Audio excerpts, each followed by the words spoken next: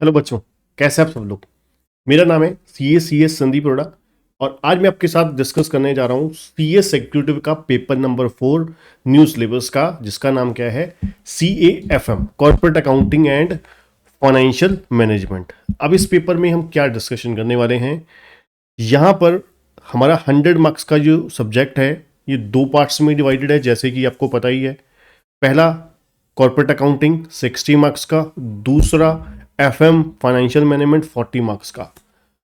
अभी तक आपको पता है जो हमारे दिसंबर 23 जो अटैम्प्ट थी वो पहली अटैम्प्ट थी न्यू सिलेबस की, इसलिए कुछ क्लैरिटी नहीं थी कि किस तरीके का एग्ज़ाम आएगा किस तरीके का नहीं। अब एग्ज़ाम सभी होने के बाद एक चीज़ की क्लैरिटी हो चुकी है कि हमें जो जून 24 और दिसंबर 24 के लिए एग्ज़ाम्स का पैटर्न क्या रहने वाला है। ठीक, तो इसीलिए मैं आपको कंप्लीट डिस्कशन करूंगा कि किस तरीके से आपका ये सब्जेक्ट रहने वाला है, एग्ज़ाम का पैटर्न क्या रहने वाला है।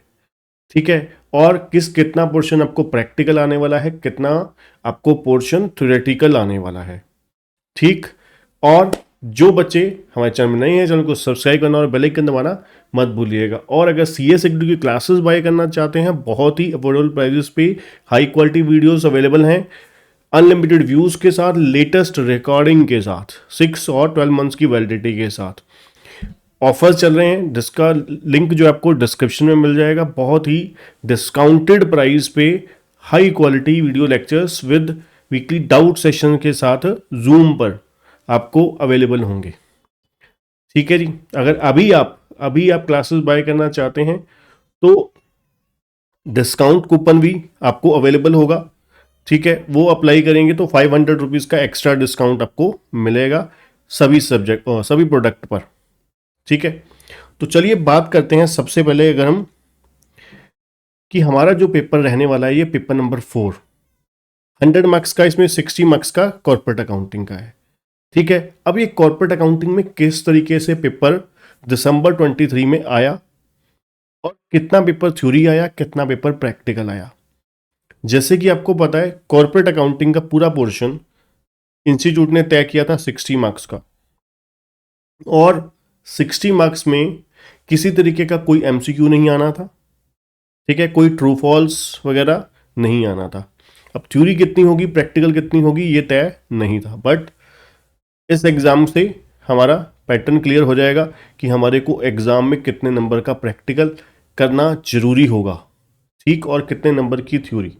अगर आप वेरी फर्स्ट क्वेश्चन देखें, जो वेरी फर्स्ट क्वेश्चन है वो 15 नंबर का हमारा आया है।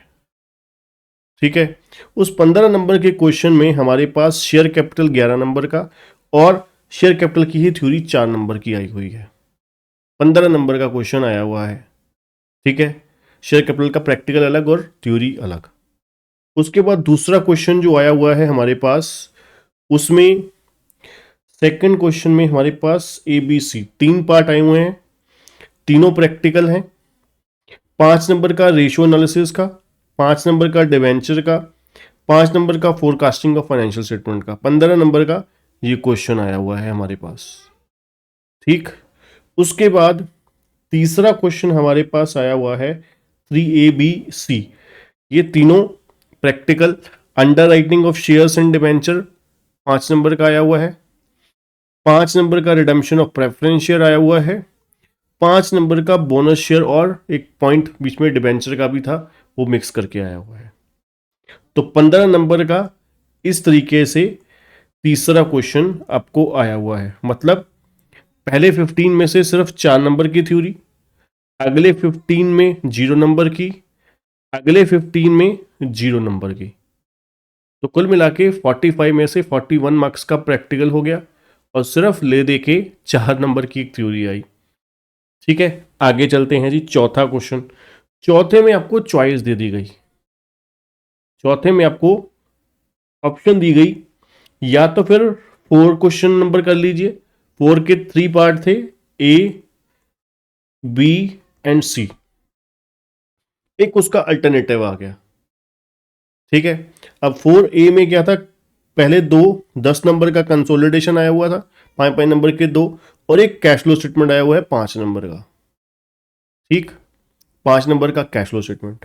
उसके बाद इस तरीके से 15 नंबर की और थ्योरी प्रैक्टिकल हो गया आपका, जीरो का थ्योरी। तो कुल मिला के अगर हम देखें इसके ही अल्टरनेटिव में ऑप्शन में आपको थ्योरी दे दी गई, 15 नंबर की थ्योरी आ गई आपके इसके टक्कर में। जो आपके पास ऑप्शन थी जो आईएफआरएस के बेस्ड एक्सपीआरएल रिपोर्टिंग के ऊपर और इंट्रोडक्शन टू अकाउंटिंग के ऊपर एक थ्योरी क्वेश्चन था। ठीक, तो कहने का मतलब क्या है, अगर आप पूरे पेपर को अभी तक सेक्शन ए को एनालिसिस करें, कुल मिला के आपका 60 मार्क्स का पेपर था। यूनिट अभी जो कॉर्पोरेट वाला हमने एनालिसिस किया, इस 60 में से आपके पास 56 मार्क्स का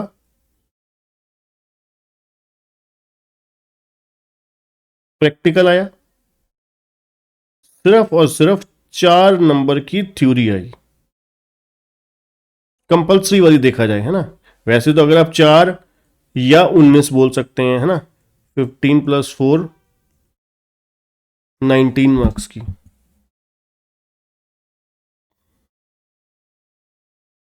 ठीक, अब देखिए ना, थ्योरी आपको बहुत ही अनसिस्टमेटिकल मिलेगी, ठीक है, जिसमें आपको किसी तरीके से सिर्फ एक क्वेश्चन थ्योरी का जो था वो प्रॉपर था। अदरवाइज आईएफआरएस का चैप्टर देखोगे वो भी आपको इतना लेंथी दिखाई देगा, उसमें कुछ समझ ही नहीं आएगा एक्चुअली में क्वेश्चन बन किस तरीके से सकता है ना। एक तो होता है कि मान लीजिए आपका कंपनी लॉ का सब्जेक्ट है ना, जीआईजीएल है, एसबीआईएल है, तो उसमें आपको पता होता है कि हाँ इस तरीके से बन सकता है, ठीक है। और कॉर्पोरेट में भी कुछ चैप्टर थ्योरी के ऐसे हैं, जैसे मान लीजिए पहला चैप्टर इंट्रोडक्शन टू अकाउंटिंग है, हाँ उसमें भी सिस्टमेटिकल होता है कि हाँ इस तरीके से क्वेश्चन बन सकता है। और पेपर में क्वेश्चन है भी है, हिसाब किताब बनता भी एग्जाम में आने का, ठीक है। थोड़ा सा सिर पैर क्वेश्चन का होता है, ठीक है। बट यहां पर आप देखोगे, आप अगर प्रॉपरली प्रैक्टिकल करके जाएं तो इसका मतलब हुआ कि आपको 56 मार्क्स का, 56 छोड़िए 60 मार्क्स का पूरा प्रैक्टिकल है, 4 नंबर का वो भी प्रैक्टिकल बेसिस थ्योरी थी वो, ठीक है। तो मतलब कहने का ये है कि 56 मार्क्स का आपको ए टू जेड जबरदस्त तरीके से प्रैक्टिकल आ गया, जिसमें कवरेज देखिए क्या क्या हो गया। बड़े बड़े चैप्टर आपके कवर हो गए, कैश फ्लो आपका कवर हो गया, रेशो आपका कवर हो गया, कंसोलिडेशन आपका कवर हो गया, शेयर कैपिटल आपका कवर हो गया, डिबेंचर आपका कवर हो गया, under writing of shares and debenture हो गया, ठीक है, और आपका कंसोलिडेशन हो गया, ठीक है, forecasting of financial statement, redemption of preference share, तकरीबन 8 से 10 चैप्टर की कवरेज हो गई, ठीक है, जो बहुत ही अच्छी बात है, ठीक है ना। अदरवाइज अगर आप बहुत पुराने सिलेबस की बात करें, आज से 10 साल पहले की, तो उस समय एक्चुअली में क्या होता था, जो रिटर्न सिलेबस हुआ करता था, जो रिटर्न सिलेबस हुआ करता था अकाउंट्स का, उसमें मेजोरिटी पार्ट थ्योरी आ जाती थी, है ना, उसमें मेजोरिटी पार्ट थ्योरी का ही हो जाता था। बच्चा सोचता था मैं प्रैक्टिकल के लिए तैयारी करके गया हूँ, आ थ्योरी गई, ठीक है ना। तो वो भी थ्योरी भी किस टाइप की, कंपनी लॉ के रिलेटेड, जैसे आपके पहले जो ओल्ड सिलेबस था, इससे पुराने वाला सिलेबस था, है ना, तो उस सिलेबस में यही कुछ होता था, एमसीक्यू आ जाते थे, थ्योरी में ही आ जाते थे, बच्चा तैयारी करके गया प्रैक्टिकल की, आ गए थ्योरी, ठीक है ना। तो इसलिए बहुत ही अच्छी बात है, बढ़िया तरीके से आपको प्रिपरेशन करना है, ठीक है, पूरे सब्जेक्ट को प्रैक्टिकल वे में अप्रोच करके चलिए, थ्योरी का इग्नोर कर दीजिए, इग्नोर नहीं, आप प्रैक्टिकल के साथ साथ जो जितने लेक्चर में मैंने आगे मैं करवाऊंगा आपको, वो अच्छे से कीजिए, है ना, वो अच्छे से प्रॉपरली कीजिए, ठीक। तो ये आपका 60 मार्क्स का पूरा एनालिसिस था कि 60 नंबर का जो आपका पेपर है उसमें मेजोरिटी आपका सिलेबस कवर कर दिया गया इंस्टीट्यूट द्वारा, मेजोरिटी सिलेबस आपका कवर कर दिया गया। ऐसा नहीं हुआ कि एक क्वेश्चन या 2 क्वेश्चन 3 क्वेश्चन 15 15 नंबर के आ गए, बाकी पूरा सब्जेक्ट खाली जीरो, है ना, नील बटे सन्नाटा, कहीं कुछ क्वेश्चन ही नहीं पूछा गया। ठीक, उसके बाद चलिए नेक्स्ट यूनिट पे चलते हैं हम लोग, 40 नंबर वाले पे, एफएम पे चलते हैं, फाइनेंशियल मैनेजमेंट पे। इसको, सॉरी,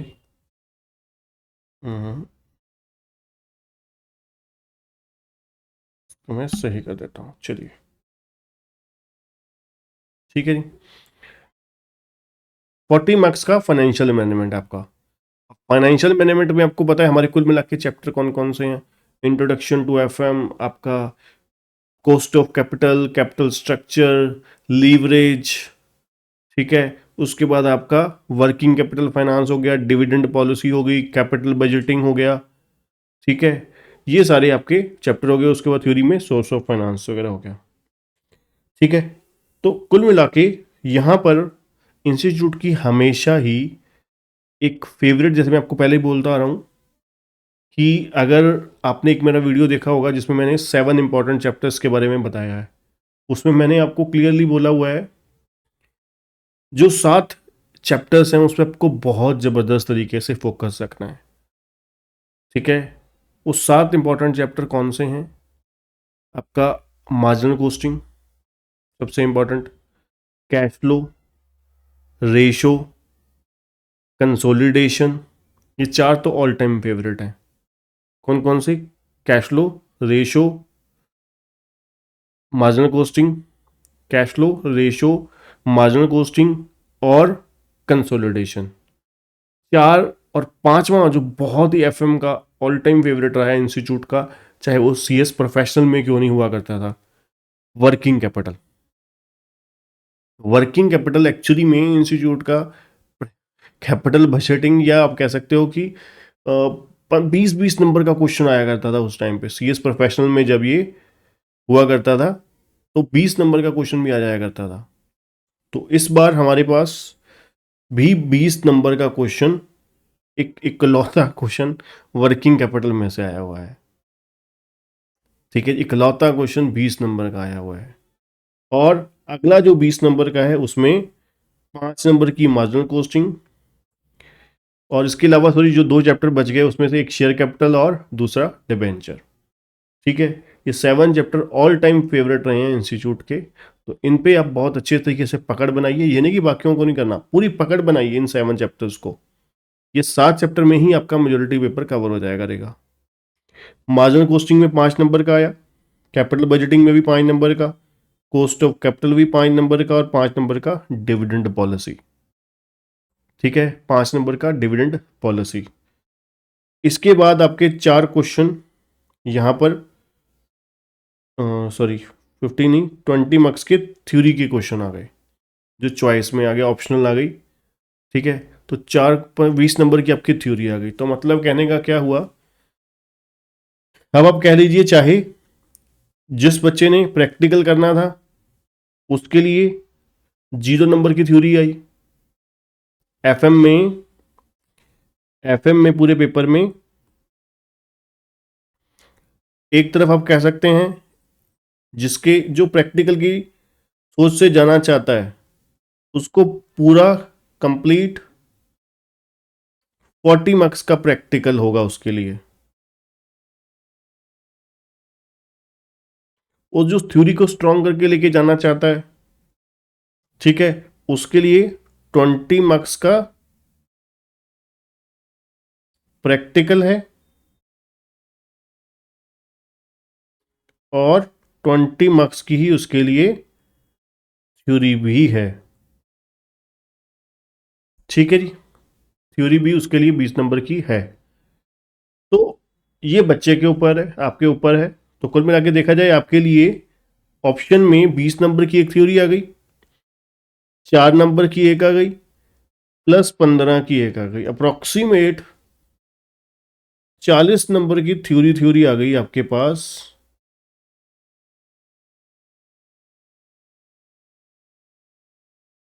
जो सारी की सारी क्या थी, ऑप्शनल थी, ठीक है जी। तो ये भी कोई गलत तरीका नहीं होगा कि अगर आप साथ साथ कुछ थोड़ा समय, आपका जितना भी आप समय देना चाहते हैं CFM के पूरे सब्जेक्ट को, उसका कुछ समय जो है 15% लगा लीजिए, 10 से 15% आप अपना कीमती समय जो थ्योरी पोर्शन को भी दे दें, तो आपका पेपर 100% स्ट्रांग हो जाएगा। वो कैसे? मान लीजिए जैसे कि कोई क्वेश्चन आपको आया, उसमें आपको लगता है कि नहीं अच्छा नहीं आता यार ये, तो आपके पास जब ऑप्शन रहती है ना, आपका जो पक्ष है और ज़्यादा मजबूत हो जाता है ना। हमारा जो एग्ज़ाम में कॉन्फिडेंस है वो बढ़ जाता है। अगर हमें पता है कि हम थ्योरी जीरो करके गए हैं, तो वहाँ पे चॉइस तो बची नहीं, चॉइस तो हमारे पास बची नहीं, क्योंकि हमने थ्योरी को तो क्या कर दिया, थ्योरी को तो 40 नंबर की थ्योरी को तो जीरो ही कर दिया, है ना।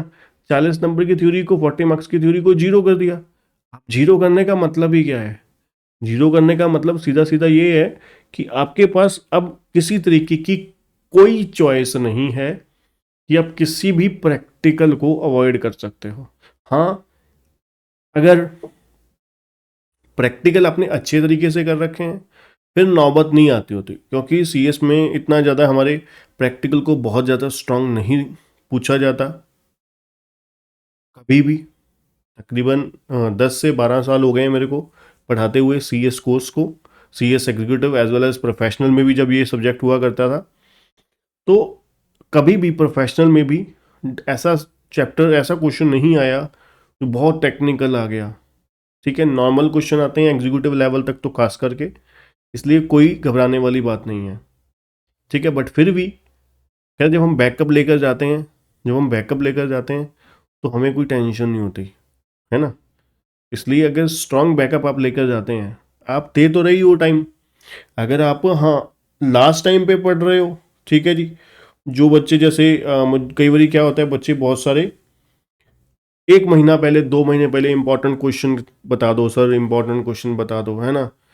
तो इसमें फिर आपके लिए एक बहुत अच्छा चॉइस निकल कर आ गया उन बच्चों के लिए कि भाई आप रिस्क के तौर पर कुछ चैप्टर कर जाइए, है ना, इंपॉर्टेंट इंपॉर्टेंट 4-5 जो आपको हो सकते हैं थोड़े से समय में, और थ्योरी वाला प्रोविजन रट के चला जाइए, पोजीशन रट के चले जाइए। ठीक है, तो वहाँ पर शायद आपकी दाल गल सकती है। ठीक है, अदरवाइज अगर आप प्रॉपरली इस सब्जेक्ट को एंटरटेन करना, एंजॉय करना चाहते हो, है ना, सीखना चाहते हो, बढ़िया नंबर ले, मार्क्स लेना चाहते हो, तो प्रॉपर इजीली वे में मज़े से पूरा सब्जेक्ट पढ़िए। बहुत इंटरेस्टिंग पेपर आया है, अच्छा पेपर आया है। ठीक है, आगे भी उम्मीद है इसी तरीके का ही पेपर आने वाला है, तो इसलिए इसको बढ़िया तरीके से तैयार कीजिए।